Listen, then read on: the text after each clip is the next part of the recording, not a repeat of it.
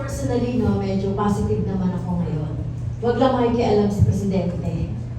No? Kasi nung yung panahon na yun, nagdidili-dali siya eh.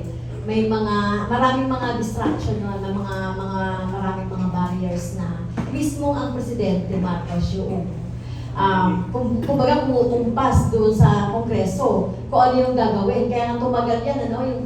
Yung first impeachment complaint, yung tatlo, sinabit siya December eh. Tapos yung pang-apat, February. So, ang tagal, no, nung hinantay.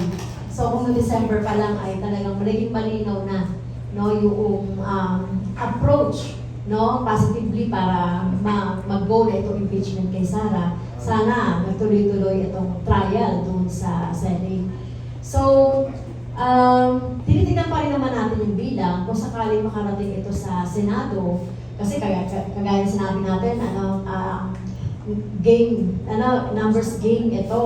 So, titignan natin ano na yung magiging posisyon ng iba pa na mga member ng Senate kung sakaling dumating sa kanila. Pero tingin ko, di naman ito magiging parang fate no nangyari sa panahon ni Escudero. I hope.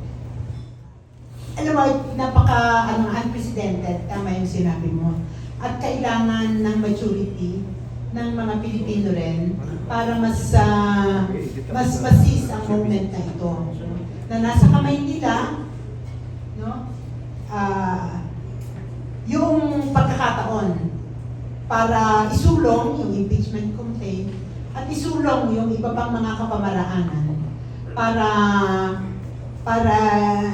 igiit yung accountability at saka yung hustisya.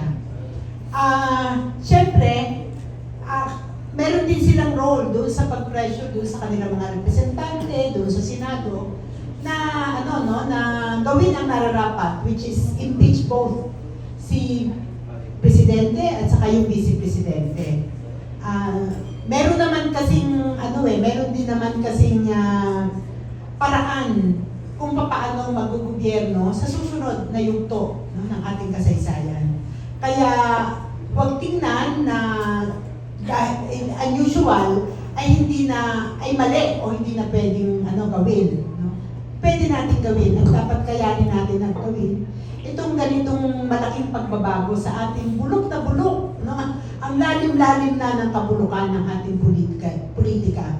At ang mensahe doon din sa mga tiwaling politiko ay hindi na ito business as usual.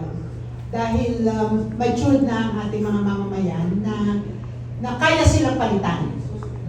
I think this would be the message. Ito mismong message, ito mismong pangyayari na ito na dalawang ini-impeach. Dapat mensahe na ito sa kanila no? Na pwede talaga na mag-impeach ka ng dalawa.